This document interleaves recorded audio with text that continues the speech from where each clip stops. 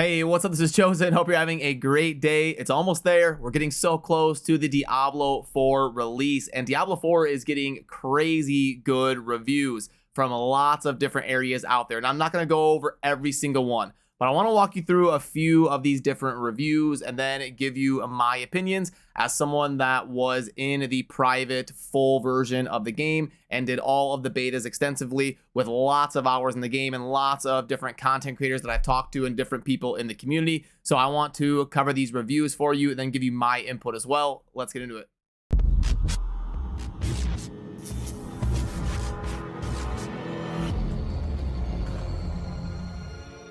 Alrighty, so let's start with IGN. And now there is a full article here. I'm trying to kind of react and give you the highlights of what is going on. But anyway, their verdict here is Diablo 4 is a stunning sequel with near perfect endgame. Well, we'll react to some of this at the end. I don't know if you can say near perfect endgame. That might be a little bit premature. Near perfect endgame and progression design that makes it absolutely excruciating to put down. The story is a pretty big disappointment despite still being a noticeable improvement over Diablo 3. Well, again, we're going to react here at the end. And there are some annoying bugs that need squashing, but the combat, the loot game, and both the sights and sounds of this world are impressive enough to smooth over those rough edges. Diablo 4 takes the strategy of refining things the series already did so well, rather than giving it a more substantial overhaul, and that careful and reverent path has shaped this massive sequel into one of the most polished ARPGs ever created. Which makes slicing through the legions of the damned a hell of a good time. Okay, so where do we start? With a near perfect endgame. I think it's a little bit premature to say that. We don't know. We haven't even seen a season yet. We haven't seen how long a season can keep players' interests. Like Diablo 3, for example, has seasons, and it's a mixed bag. Like the season is so much fun the first week or two, but it falls off real fast in a lot of players' minds. So is Diablo 4 able to do that a little bit better and have seasons that can captivate people for a longer time? We don't know the answer to these questions. So to come out with near perfect endgame, I think that's a little bit overzealous. But all in all, what was the next hot take? A pretty big disappointment for the story. I'm not going to give you spoilers here on the channel for anything pertaining to the story, and I think that's in the eye of the beholder. You can't really say big disappointment or big hype for the story until you kind of watch it yourself, and then you can come to your own conclusion, which I think you should, because we don't get a new Diablo game very often, and you should enjoy the story and enjoy the lore that's part of a Diablo franchise that we all know and love. But then I agreed with a lot of their stuff about like the combat and stuff. The loot game, I'm a little bit neutral on still. It's going to change a lot over the course of the next year, I'm sure.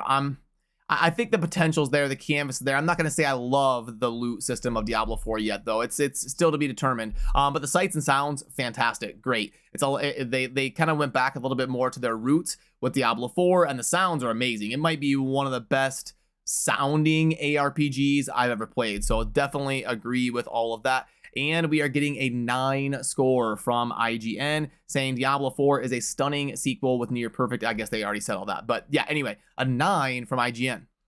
And then next up, we've got a GameSpot review. And again, I'll kind of show you the consensus here.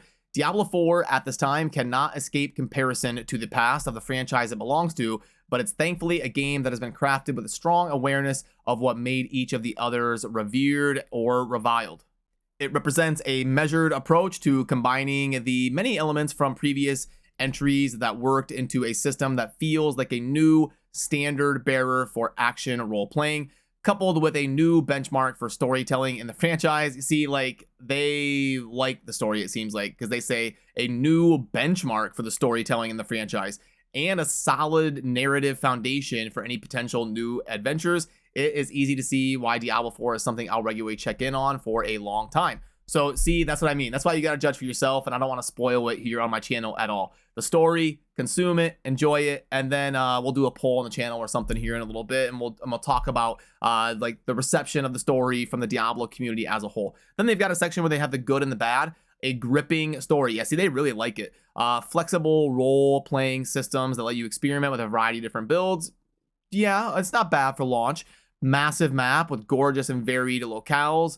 I think the map has some issues. Yeah, I wish we had a little bit more mini-map customization. Like, I wish you could zoom in and zoom out on the mini-map. I wish you had the option to overlay the large version of the mini-map like they had in Diablo 2. But Blizzard seems to really want to get away from that ever since Diablo 2. And then they got the multi-layered boss fights, main story, satisfying challenge.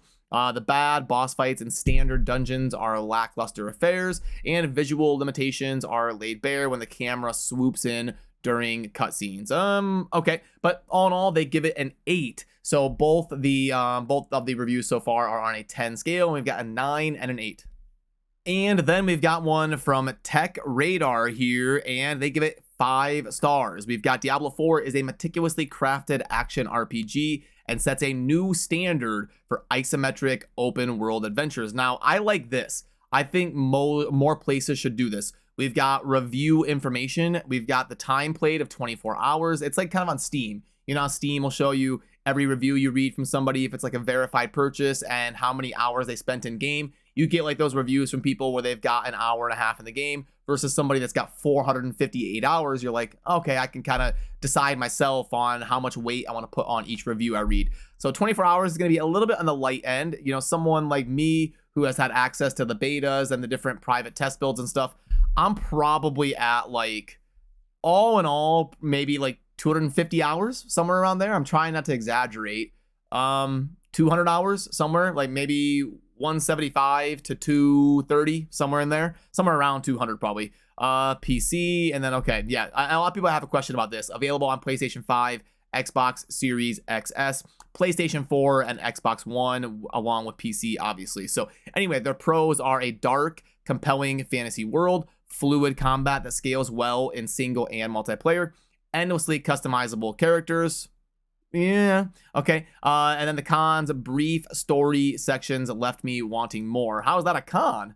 If a story, I guess you could look at it 2 different ways, but if a story leaves you yearning for more, wanting more, I guess you could argue it's either unsatisfying or it's like super captivating, so you can't wait until the next iteration of the story. So, which again holds to the point of why I said you should enjoy it and judge for yourself. But I kind of agree with the pros and the cons, and I just wanted to do a video here talking about some of the narratives that are out there surrounding some of the bigger websites and organizations that review games. They are giving some pretty good scores and glowing reviews to Diablo 4. So, you know, like I've always said since the beginning, the canvas is there, and if Blizzard just kind of holds serve and really pays attention to the community, really gets in there and makes changes fast and keeps things up to date balance wise and tries out new mechanics, adds new things to the game, I think Diablo 4 has potential to be a really, really solid ARPG and probably a top 10 selling PC game of all time.